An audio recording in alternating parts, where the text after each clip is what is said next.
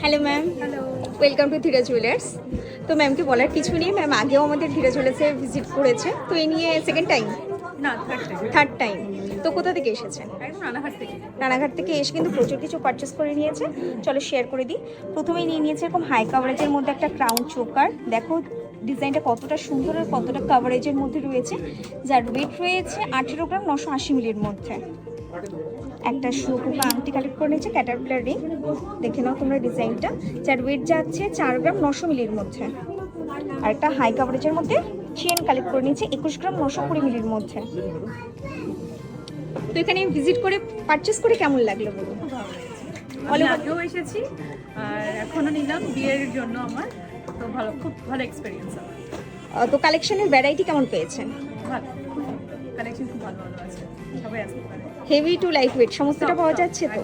যেমনটা দেখানো হয় যে Dhira jewellers light to heavy weight মানে কালেকশন আপনাদের প্রোভাইড করছে, ভিজিট করলে সেটা পাওয়া যাচ্ছে তো? একদম একদম, সব কিছু হবে।